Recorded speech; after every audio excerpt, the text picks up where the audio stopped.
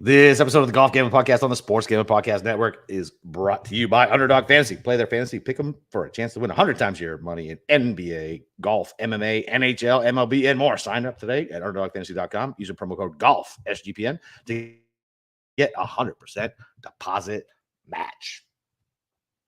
All right, D-Gens, welcome back. Mom and Dad are back together this week. Steve is back from parts unknown. And, the trip from hell, or at least on the way back. But, yeah, listen, Byron Nelson is over. What a horrible tournament. Wow, it was just terrible. Like you knew that kid was going to miss that putt. Oh, my, what was that, fucking like 3 feet today? Gross. I mean, so we're going to negative town immediately on my grand return to the show, are we? Of course. Hi. Have we met? Yeah, I've done 350 shows with you because I think Matt's handled the other 50 or so. So, yeah, it's we are very good at going to negative town. No, I mean, this was, it was a very negative week for me overall. That's partially why I wasn't here last week for the shows, but I mean, that was pretty brutal to watch. You know me as someone who doesn't really champion the cause of the mules and guys keeping their cards. I am of the opinion I think too many guys have their cards, but I was, even though our colleague Matt had a bet on Taylor Pendrith, I was rooting for Ben Coles. That of anything good to come out of this tournament would have been a guy 400-1 in this crap field, which means how really kind of low on the totem pole he really is, to have a life-changing event happen. That's probably the best outcome of anything. But as soon as that tee shot started, it looked like he kind of hit it a little bit behind the ball. Sent it to the left there. And then he made a complete mess. No, it was the chip. The chip looked like me. That was ridiculous. That was all nerves. All nerves. I don't give a shit what anybody says. All nerves. You know, I can relate because I did that a couple times yesterday when I golfed because that's only my second round of the year and I'm a little rusty around the green. Ball striking was pretty good, but if I missed a green, it was at least a bogey plus. But yeah, that was a rough one. If you had Taylor Pendrith 100-1, congratulations. Luck box outright of the year so far. But I guess you're. I don't know about that. Grayson Murray. I mean, you mean if actually somebody actually holding a ticket? Sure. Yeah, I mean that it was pretty dead, and then Ben Coles, realizing Ben Coles that happened. But yeah, it's too bad. Kind of is what it is. I mean, it was just kind of a blah weekend for professional golf, anyways, between. The Byron Nelson, which drew horrible ratings on Thursday. We'll see how that shakes out. We had Liv Sentosa, Singapore, which it's too bad I wasn't available to break it down because I was actually really looking forward to breaking down Universal Studios Singapore that is right next door and spent about 25 minutes on that. Is it Universal Studios over there? Oh, yeah. So Sentosa is this resort island south of the city that has the golf course, Sentosa Resorts. It also has Universal Studios, Singapore. It has a Minions ride. It's got a bunch of stuff. And I know you're a big Universal Studios guy, so that would have been great. Dude. But Universal Studios is great to take my kids to. Yeah, but I mean, you had that, and that was kind of a tough scene, especially for my betting cards. I had Leishman, and listen, I love betting second place guys. So, true to form, Sam at midnight, as soon as Brooks got a guy I've been betting all fucking year. He finally ends up winning. And then you had the TGL reveal with the Jupiter links, that really kind of odd video that got put out. Yeah, you were late on that one, homie. I was, because I was on vacation. I didn't have a care in the world at that point. And I just discovered that happened. But look, we're about to go to a real tournament at a real golf course that they're kind of neutering, that we'll get to in a little bit. I have some concerns with some things they're actually doing to the golf course that might end up, maybe starting a hashtag of not my quail, kind of like what we saw at PGA National. God. Probably get you a little bit all riled up as far as, this place is supposed to be difficult and hard. And I don't know. I'll get into some not so great things about the course setup that I found this week about quail. Great.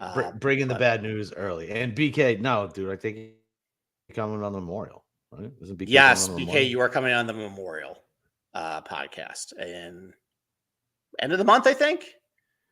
So, oh yeah, because it's the week before the U.S. Open now. So yeah, so it's actually in June. So wait a month, buddy. All right.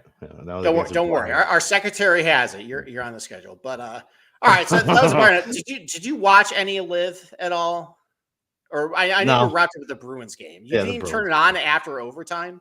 No, dude. I was literally Bush called me. I was texting Pete. I was buying tickets for the playoffs, strolling Twitter, drinking in all the Toronto Maple Leafs fans, fucking tears, Biz and fucking Wiley and McKellen, like all those guys. Like they wouldn't show Leaf Square after they lost. That's a goddamn show. They were shoving it down my goddamn throat the entire game 7, showing all those goddamn Canadian hillbillies being excited that they were up fucking 1-0. But wouldn't show me Leaf Square after that. Nope. But no, seriously, I was 100% consumed with the Bruins. We're probably gonna get mollywopped by the Panthers, but yeah, I mean, look, I needed not to. We would have been the first fucking team in any North American major sport to blow 3-1 leads in back-to-back seasons. I could not have that happen on home ice again, and I was predisposed. Like I legitimately thought when they scored that first goal, like I literally just went outside and like paced my driveway for a minute. Came back inside just in time for the Hampus goal, and I was like, "Let's go! I'm not dead yet." So, but yeah, I didn't watch it at all. So, I didn't watch it at all. None. I put a random live bet on a hat. That ended pretty poorly. I was one of the stupid 150,000 people probably that ended up actually probably less because it wasn't on the CW at that point. It was only streaming. So probably me and about 1 million bots or so were watching at that point. Look, I mean, Brooks. Wait, so you're not on Twitter. So it's funny. So Twitter fucking so two things. So Liv, this guy Jesse, who's on Twitter, you don't know who he is. He's just this, I don't know, DFS troll guy. He's hilarious. And he has too much time on his hands, is what he said. He literally like went to the accounts they were posting saying like, "Hey, here are all the live tweets coming in," and like found that none of these people were actually putting these tweets up, and Liv is like falsifying tweets on their live broadcast. And then Liv put out a post, explaining Jesse to Steve is hilarious. He's like, that's why I just stopped. I was like, this is not going to make sense. And then Liv put out like golf with a view, and it showed everybody driving off, and there's like giant fucking cranes in the background. I'm like, what is happening? Like, this is not a view. This is a shipyard. Like this is not a good view. It just cracks me up, like what Liv does. It's so funny. No, it's yeah. I mean, look, it's no different than when like they go to Abu Dhabi or Dubai, and there's a bunch of cranes in the background with the latest skyscraper they're building on the European tour. I've been to Dubai a couple times. It's dirty. I know you've mentioned that on the show. It's dirty. It's just a dirty city. It just blows my mind. Okay. Well, anyways. I mean, I guess I'm the only one who watched it. Brooks doing his thing before the PGA. Shocking. We've seen this song in game before. Obviously he won the tournament. He looked locked in. He did.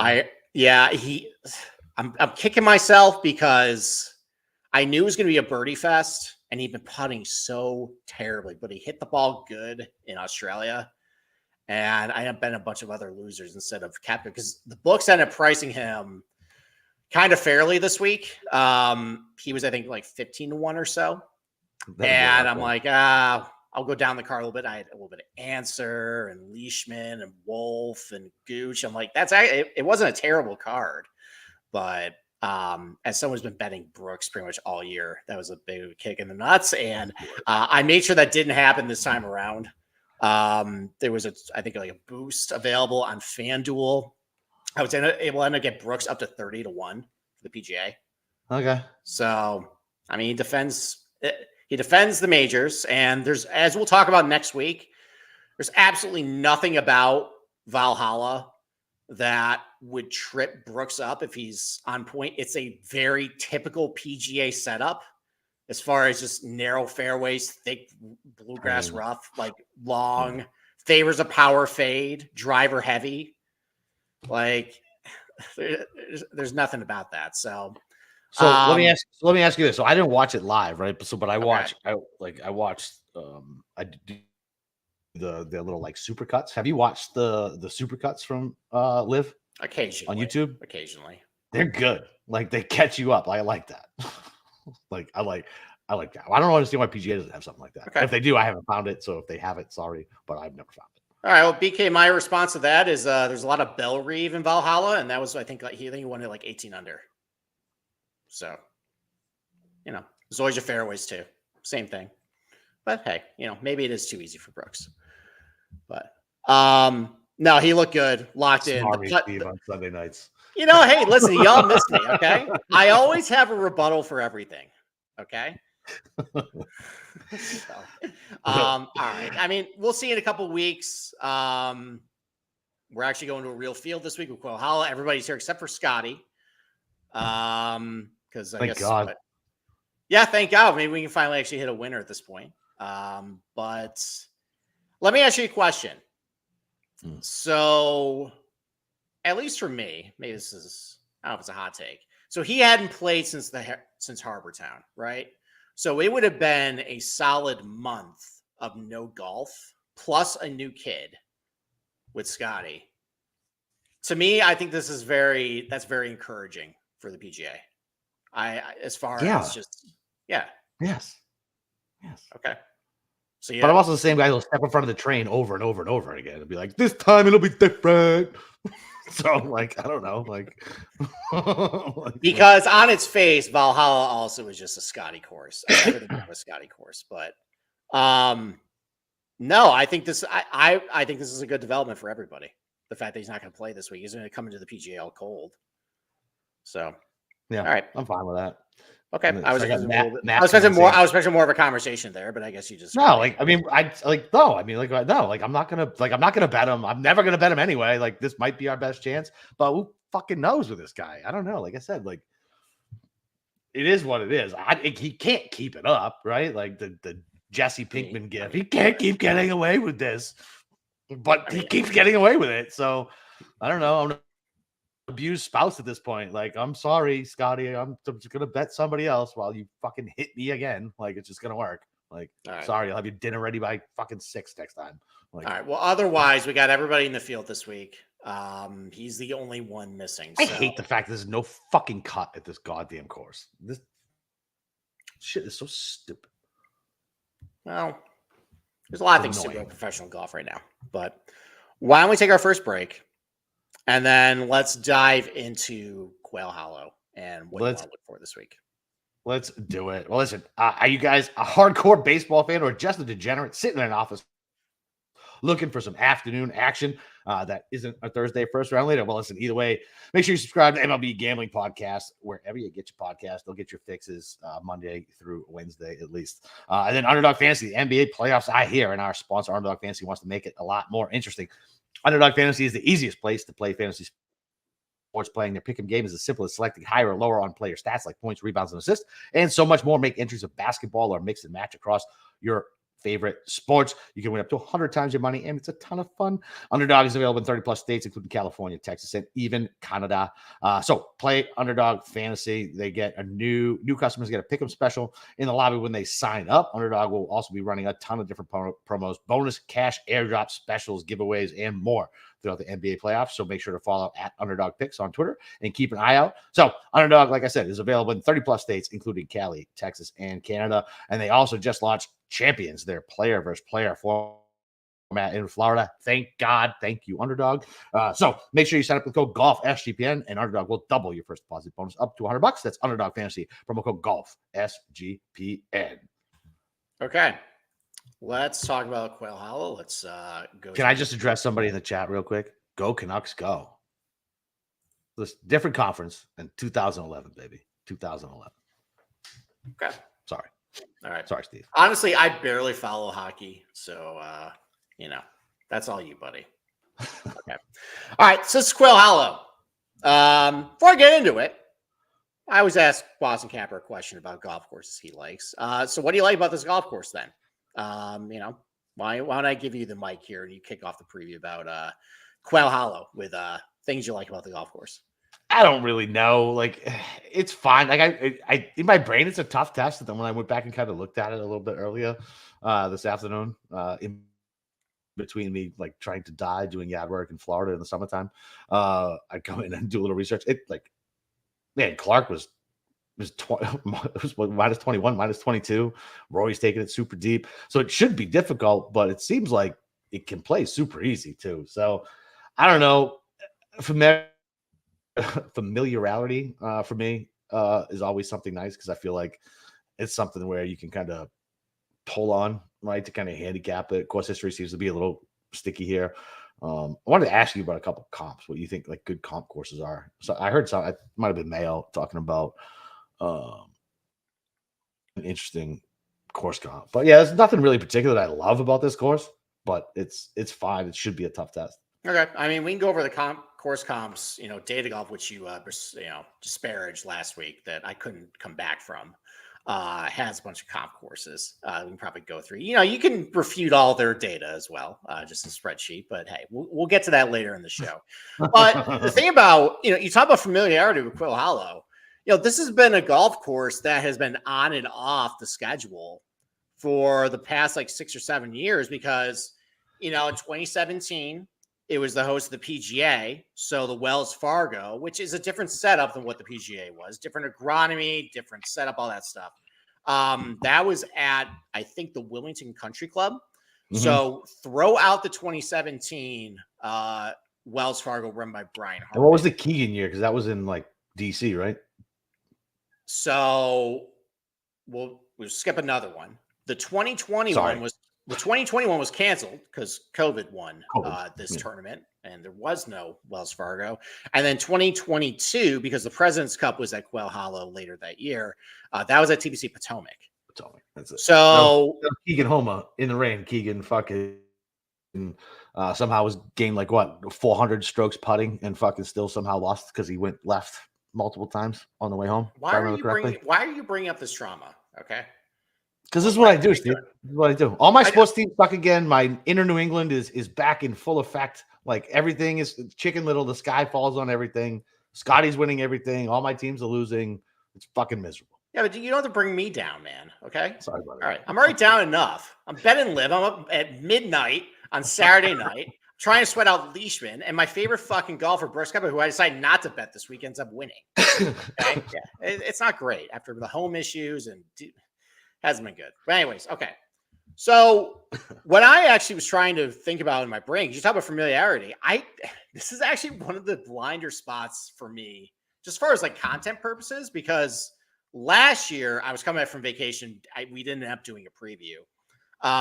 Obviously the 2022, right up on Quail Hollow's the President's Cup, different format, things you got, different things you got to look for.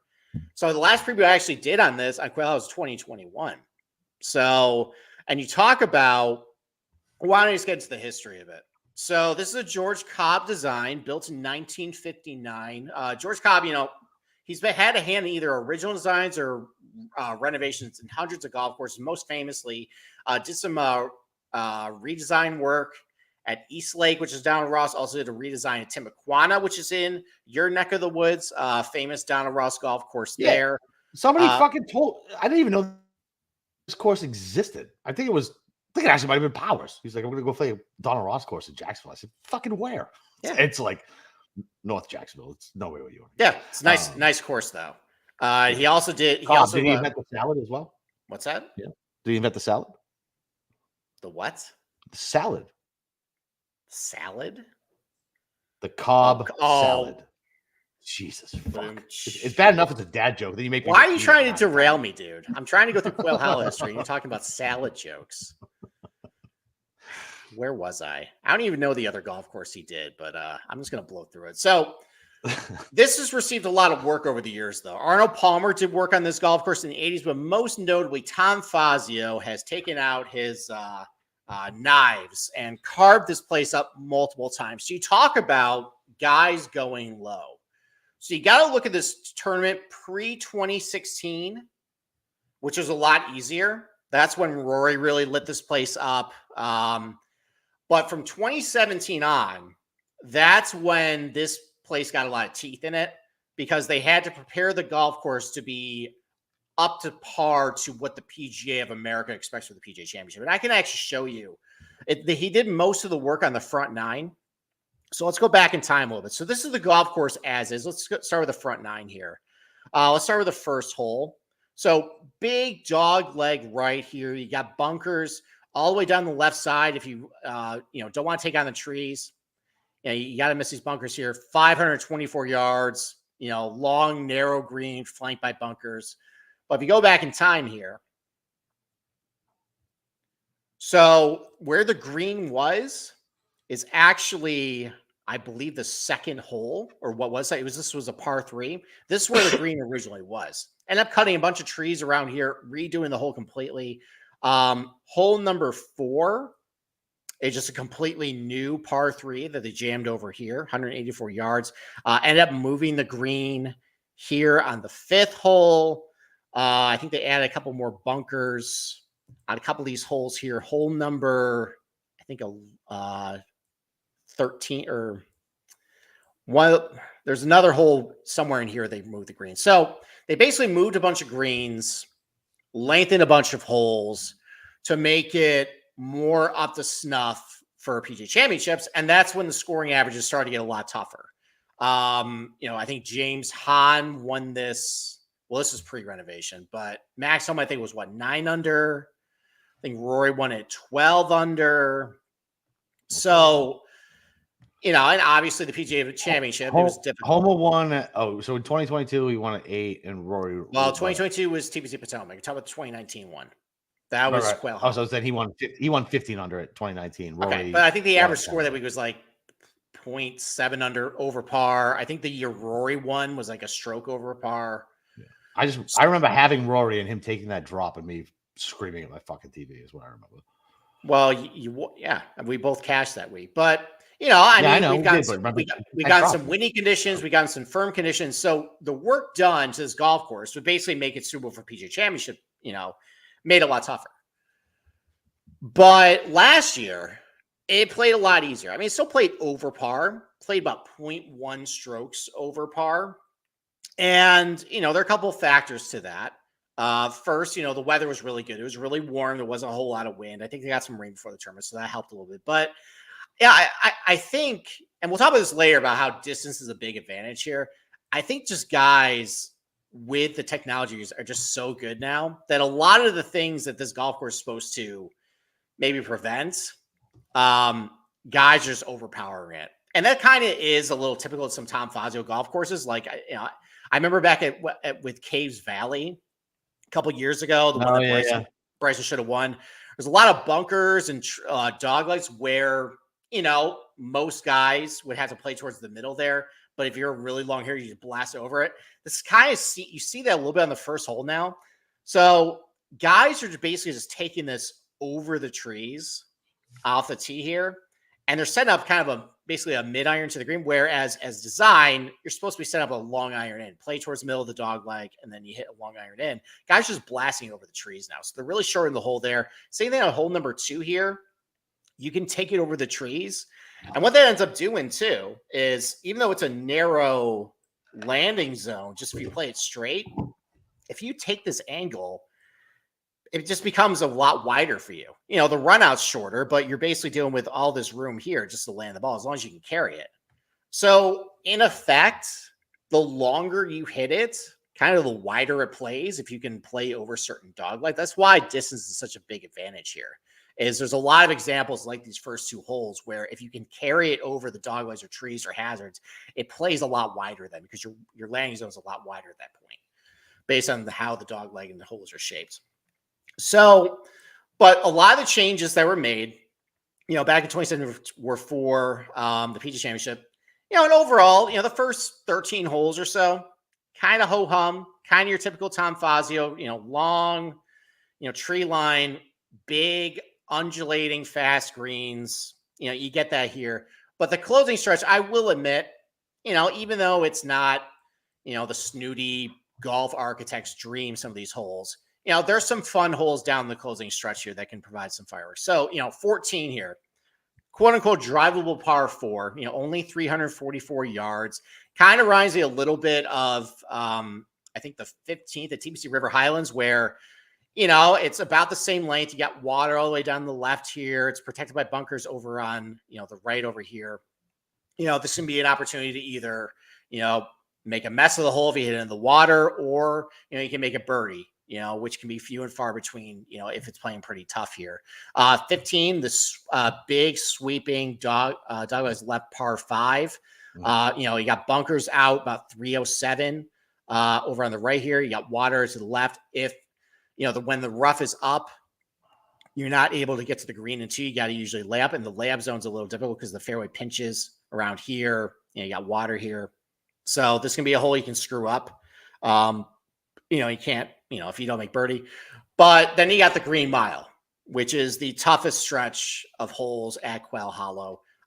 There's a lot of examples of guys making messes of these holes. Not just at the Wells Fargo, but also the PGA Championship. Back in 2017 that I'll reference a couple times. So 16, which they actually lengthened this year. They pushed the tee box back, I think 25 yards. So this is going to actually play closer to 530 this year. Long par 4, 530 yards. Now carrying this bunker is like 310 or so. If you hit it over to this right here, you can't see the green because it's there's a mound up here, kind of obscures your view to the green. I remember actually in 2017 PGA, Kevin Kisner was leading the PGA at Quail Hollow, but his hopes ended here on Saturday where he hit it into the water over on the left here. So I was so funny. I was like, wait, where the fuck was he leading? I was thinking on Sunday. Oh, sorry. No, he was in the mix. That was a good PGA. That was the one that broke Hideki for a couple of years. He should have won this. And then JT just ended up, kind of stealing for him. But yeah, Molinari played well. Patrick Reed played well. Louis played well in this one on that PGA. It was kind of a weird PGA that year. But, the 16th, obviously very difficult. 17th, long par 3 over the water here. It's about 200 just to clear the water. There's a front bunker here to capture any balls that come up a little bit short. Obviously Justin Thomas stuck it to, I think, like 6 feet on 17, nails the birdie. You roll your eyes there. So you did not have JT 45-1 like I did in 2017. No, and I just hate JT's guts. So anytime he's brought up, it makes me angry. Okay. He can't fail enough for me to be happy. Okay. All right. And then you got 18. Tough, long par 4 closing stretch. You had the creek running all the way down the left here. You got a bunker about 303 out this way. I remember, you remember Rory making a mess of this, trying to hold the lead. Yes. In 2021. My biggest memory is, do you remember the mess that Jason Day made of this hole at the 2017 PGA? Oh yeah. So I have a video of my preview article that I always post.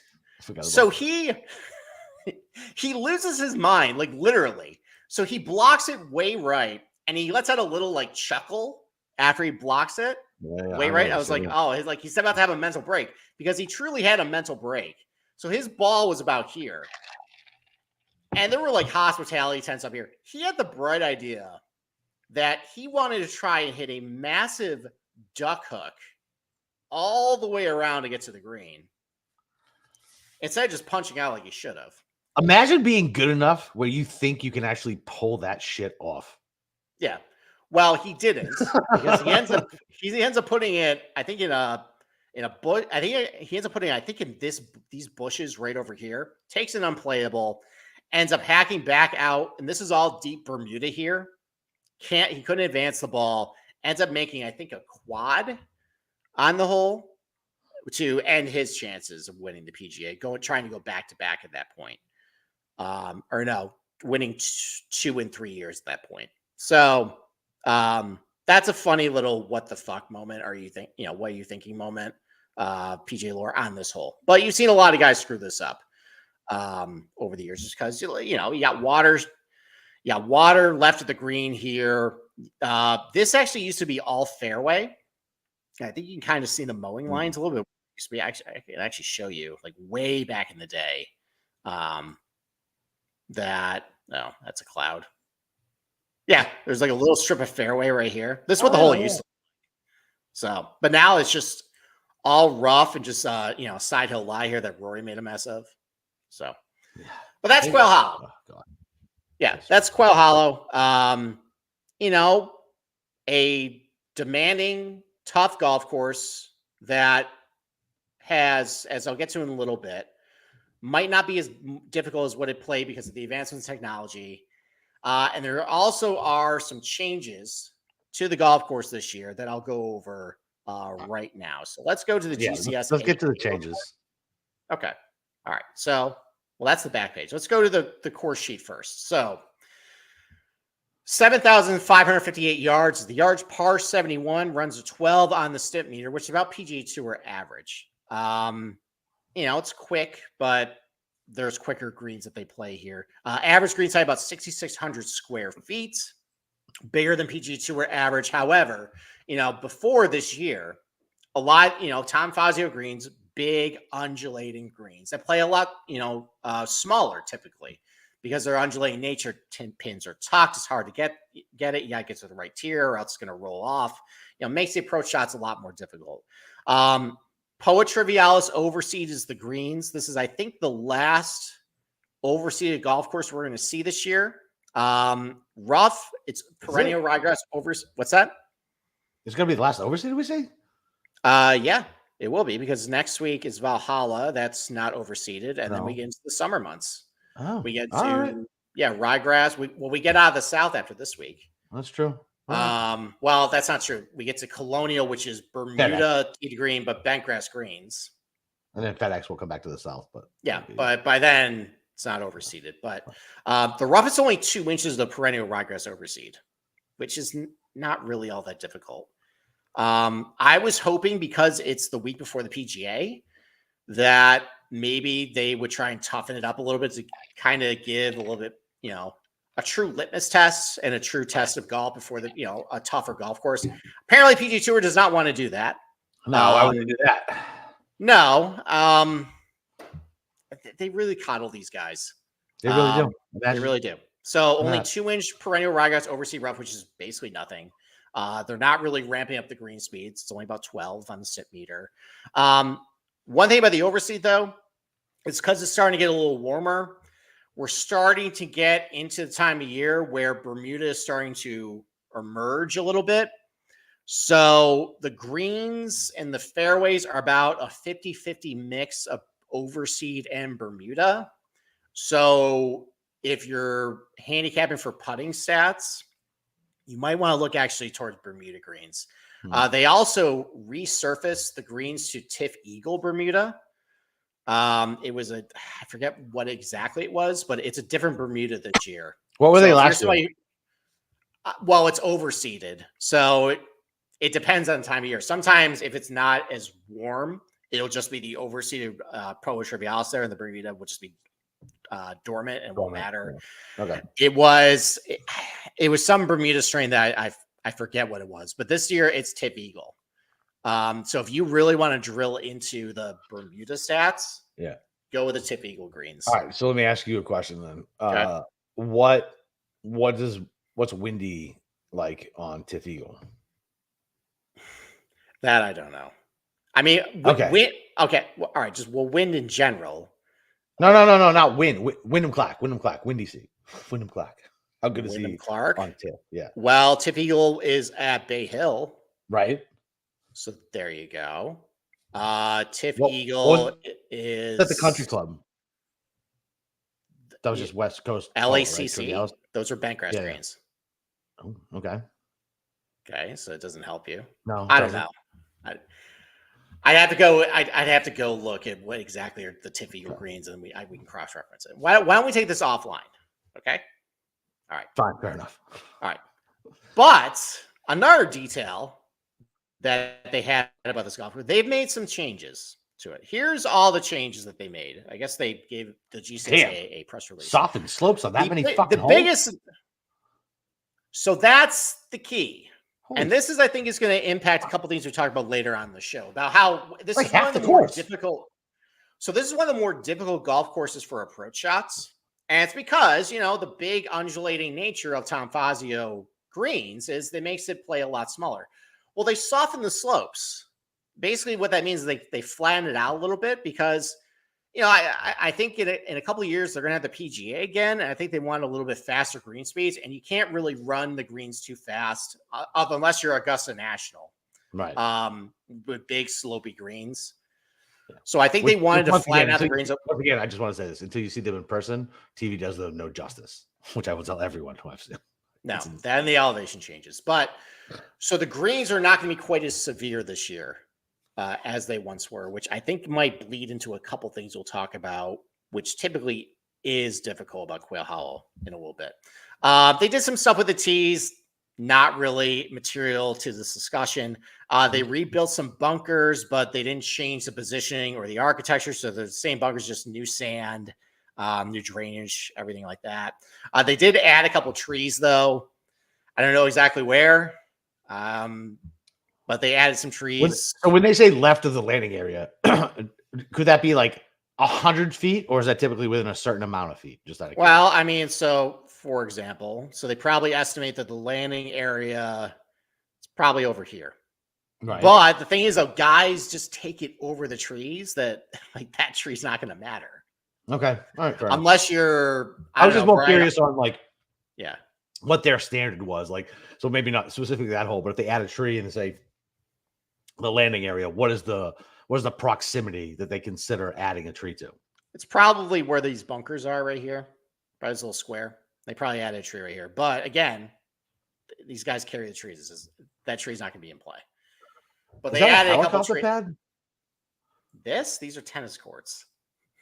Oh. Okay. They look like H's. Yeah. Actually, one thing I forgot to mention, though.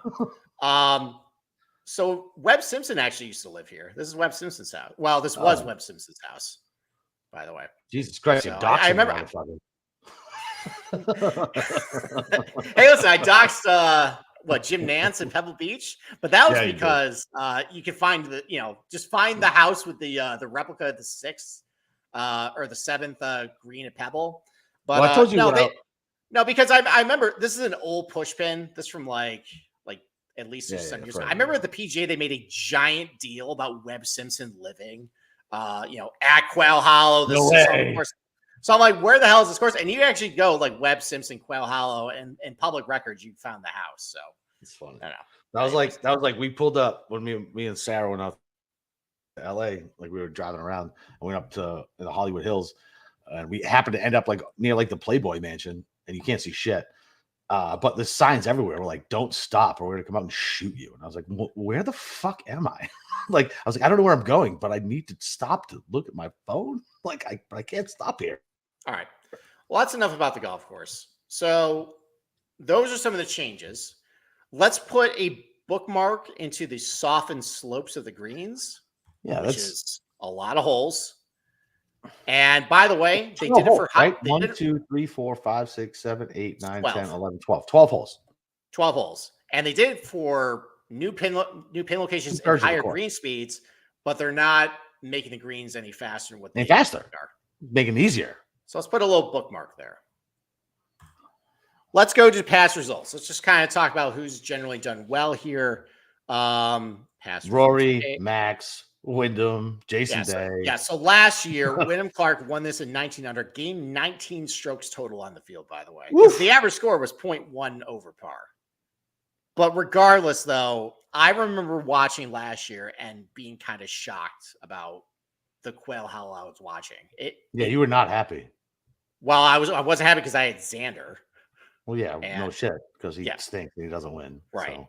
But I was like, how is Wyndham Clark, perennial loser, beating him? And then we come to find out we didn't know he went to a sports psychologist and it fixed fucking everything. Well, that's the thing. No idea.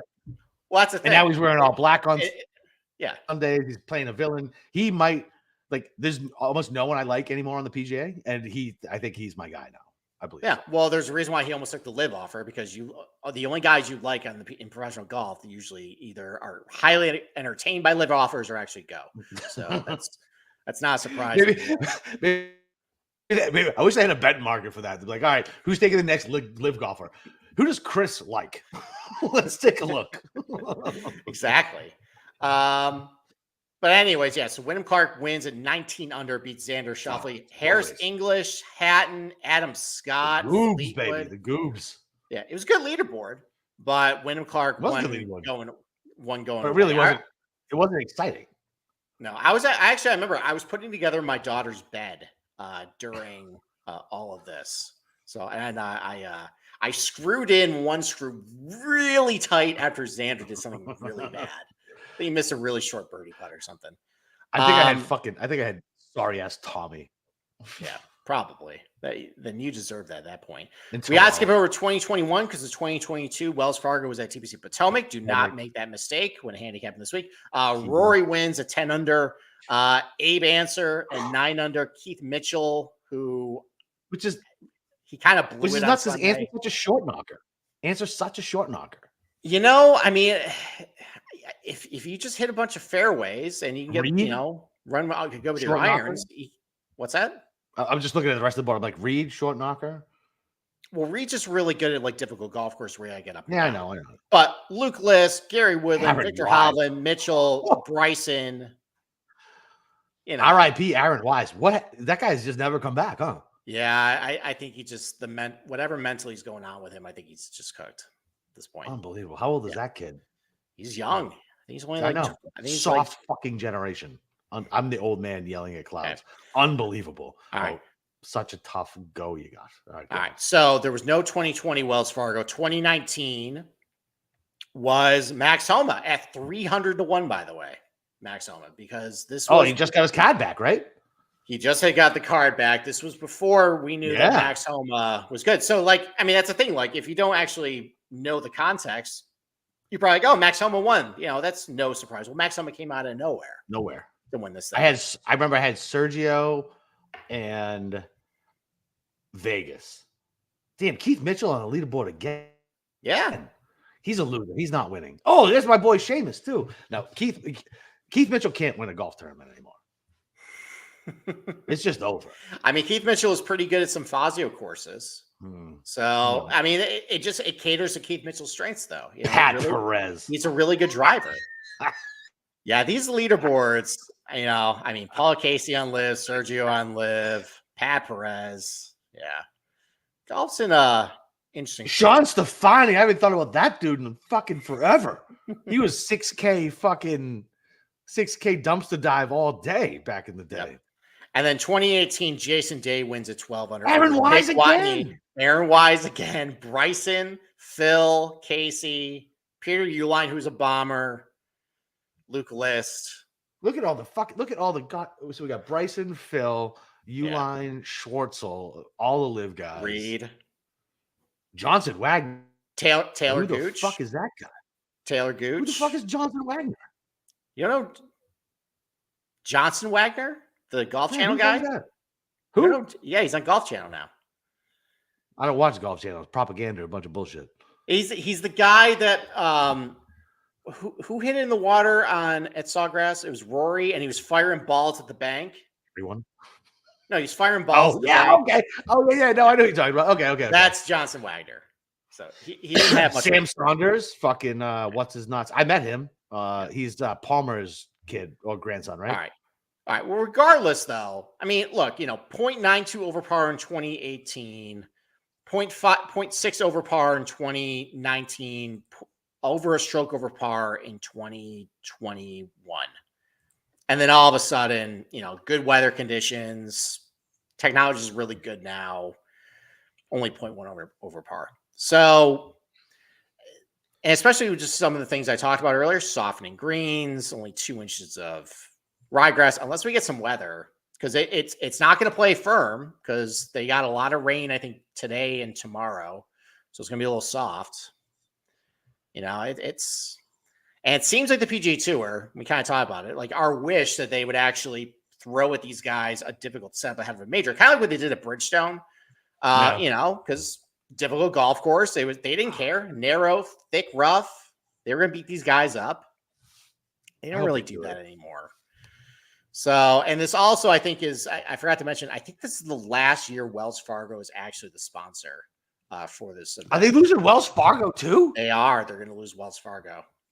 Well, I don't know if this is the last year or next year's the last year, but they're losing Wells Fargo. Yeah, stuff is not good. The PJ Tour. There was a lot on AT&T, Wells Fargo. Like these. Look, the bright side is we'll get CJ, who did this week, sponsoring a bunch of events, and you're going to see that stupid Babigo commercial every 2 minutes again. Listen, man, as once again, two best friends, Pete and Tommy. Tommy is a Korean, and Babigo, by him, says holds up pretty good for Korean food. I go over their house for Korean food all the time, so I'm perfectly fine with Babigo. Give me more in the United States grocery chain.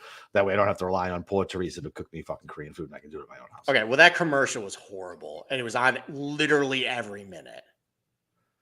Listen, the PGA has commercial every fucking minute regardless. It's terrible. Okay. My God, dude. So AT&T, Wells Fargo, Honda. What are we doing? How does he still have a job? All right, that's the top for another podcast. Let's go to the course table. And I hate Wells Fargo. Wells Fargo fucked me out of a ton of money. Okay. All right. This is where I'm gonna pick a fight with you, by the way. All right. Okay. What do we got? All right. So you have a problem with data golf. Okay. Yeah, of course, because they suck. Why did they suck though? Why, in your opinion, do they suck? Look at the results, and they it's literally just an okay. So there you go. Okay. There's two parts of data golf. There's the stuff I show you that helps you make decisions based on things that happened in past tournaments, which I think is incredibly useful. Mm-hmm. Their predictions are their predictions. Okay. Right. Great algorithm. Fucking just like the stat nerds in baseball and every other fucking sport who doesn't look at anything other than the goddamn stats. Listen, which I'll you don't do. I'm not yelling at you, Steve. Okay. All right. Okay. I was taking offense to because I base a lot of this stuff based on what. Yeah, but you don't solely base it on that. You will look at stats and be like, "This is bullshit based on X, Y, Z." Well, I think the algorithm doesn't do that. I think this tells a good story about what you need to focus on and how a golf course plays. I think that's really good. Their predictions. The only thing I use from them is I like looking once their pricing comes out. It'll show like what they think is like a value, quote unquote. And I don't always bet it, but I might not have noticed something on a guy I like that might be a good price. So fine. That's so you're using it you're using it for bias confirmation, which is different. No. It will, because look, there's a lot of names on an Osborne. There's a bunch of books that I have. Sometimes I miss something. They will highlight if I like a guy and I missed it. I'm like, oh, it's a good price. I'm not actually like, oh, they think it's a good price. I should go do it. It's more, oh, I gotta go put that bet in because I like that guy. You know, it's quote unquote a value, at least in their opinion. And then because I also know too that once those odds come out, all those numbers get pushed up. So you have to go bet it immediately at that point. So so I have to go. That's the only time I really use it. Otherwise, though, I think it's interesting, but you know, I don't take their predictions as gospel per se. But I think the other tools are good. So fine. Okay, fine. Anyways, whatever, buddy. Listen, I love you. You use whatever you want, and like I just can't look at their shit and like I don't trust any algorithm. I just don't. Like I'm just predisposed to not trusting an algorithm who doesn't use human eyes. Okay.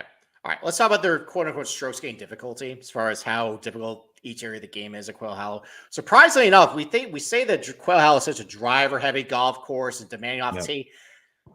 At least according to their stats, it's not very difficult drives at Quail Hollow. And I think it's just because the guys hit it so long now that they can just overpower it. So is that saying that, are they trying to say length doesn't matter? It's not that length doesn't matter. I think they're saying that the degree of difficulty as far as like what type of shot you actually have to hit. I mean, think about it. If you have some length, you can take a lot of trouble out of play at this place. Of course. The rough also, at least at this particular setup, is not all that penal either. So I feel like I fell into this last week, and I don't know what Data Golf said last week, but everybody was talking about length, and I was like, listen, look at the fucking leaderboards. Gage Lee, this guy, that guy. Like, I was like, listen, length always helps, but it doesn't matter. And look, fucking Pendrith, who fucking crushes the goddamn ball, fucking won. Like, No, I just think that was. I missed the bomber net. No, I think that's a bad take. I think just driving in general, there isn't a particular type that works at Byron. I think the driving, it allows a bomber to do well. He won. Well, he won, but I mean, Norn was also in the mix, and I don't know. No, Cage Lee's won it twice. So I know, that's what I'm saying. So yeah, I don't know. And you're right. Like this year, like we're seeing it more and more, right? Technology fucking matters. Like all these guys are super long. And listen, maybe distance just is king, and maybe Bryson was ahead of the curve. Who knows? Yeah. I don't know. Yeah. Around the green, not all that challenging either. I don't have a particular reason for Especially now if they softened all the fucking slopes, there's gonna be no around the green. Everybody's gonna be sticking it. Well, so that's the thing. They say that at least for iron play and putting, it's one of the more difficult venues, which before all these changes makes sense. Yeah. A lot of longer approach shots into big slopey greens that play a lot smaller than their average square footage. Putting wise too, a lot of slopes you got to navigate around. While we'll get to it in a little bit, while putting from under 5 feet, relatively easy. Putting from over 5 feet, so basically like, nailing 10 footers, 15 footers, lag putting, one of the more difficult venues. That's where this difficulty number comes from. And you can see, your difficulty in strokes or in approach shots under 150, which aren't going to matter a whole lot this week. We'll get to in a little bit, but over 150, one of the more difficult ones on the PGA Tour. And then putting, even though it's relatively easy from under 5 feet, 18th most difficult from between 5 and 15 feet, 8th most difficult from over 15 feet. And that's a lot with how the greens are constructed. But as you keep wanting to come back to, and now we're going to do it, the fact now that they've taken, at least for, I don't know the degree in which they've softened these greens, just that they've softened it, but they've taken out some undulation to these greens. It's going to be easier this year to hit your iron shots and to putt on these greens. So that's where I caution that if you're expecting another one of these really difficult conditions or Quail Hollows, unless we get weather for it, which I think a couple of days might be windy. If we don't get that though, I mean, this kind of turns into a typical PG Tour setup then. Exactly. And because it's a fucking elevated event, no cut. Yeah. They want all these guys to be fucking happy and get all the warm and fuzzies to make all the birdies so they can feel good about themselves. They get their goddamn oranges at halftime and everybody gets a trophy. Like, I know. So stay tuned. I think it'll be interesting to do an autopsy of this event after the fact. Yeah, me too, actually. I really think so. Yeah, because like what's good about data golf, which you love slandering, is you can see year by year what I love slandering because they stink. You can see year by year what the difficulty is. I'm interested in seeing what this next year is, like compared to other tournaments. You act like I have some axe to grind against data golf. I just think that I'm just busting your balls. They stink. They just fucking throw stats out. And it's like, oh great, thank you for that. I guess. Well, I throw stats out too, by the way. So yeah, but you have fucking thoughts behind them. I do. All right, the course fit tool, data golf that you hate. First thing that stands out, we've talked about it a lot. Driving distance is highly correlated to success at Quail Hollow. We went through the past leaderboards. We saw a bunch of bombers on them. And, I showed you a couple of instances where you can shorten up the golf course by being aggressive. And if you have the length to carry stuff, not only can you take all the trouble out of play, it plays a little wider too. Kind of like Cays Valley, which funny enough is one of the more highly correlated golf courses that they have here, which is another Tom Fazio. They actually have a couple Tom Fazios as correlated golf courses because most Tom Fazio courses are kind of the same. They're mostly long, undulated greens, driver heavy. So you got Corrales here, you got Congaree here, you got Cays Valley over here. You got Atunyo, which is at Turning Stone in my neck of the neighborhood. You're on mute, sir. I've never heard of this place. What is this? Yeah, so they don't play it anymore. They had the Turning Stone Classic back in like 2007, but DJ won that event. Big driver heavy golf course, the Tom Fazio. So yeah, I mean, most Tom Fazio, but you see other, Doral, driver heavy golf course. Old White TPC, you can hit driver pretty much everywhere there too. Chapultepec, Trinity remember. Forest. There's a bunch of crossover winners somewhere. What course is that? Where home is one, fucking Riviera. There it is. Thank you. So Yeah. why is that a fucking comp course? Makes no sense to me. Well, because that is a golf course you can hit driver pretty much everywhere now. That guys are just there's not a big penalty between missing a fairway and hitting a fairway because the green regulation rate is so low there. That guys have decided to pull driver everywhere. And the average driving distance at Riviera has gotten exponentially higher over the last couple of years. Same thing at Quail Hollow. Like the average drive is like 300 yards at Quail Hollow because you're just hitting driver everywhere. So, big slopey greens, just like at Riviera as well. I think there's more longer approach shots at Quail Hollow than Riviera. But as far as how you tack it off the tee, pretty similar.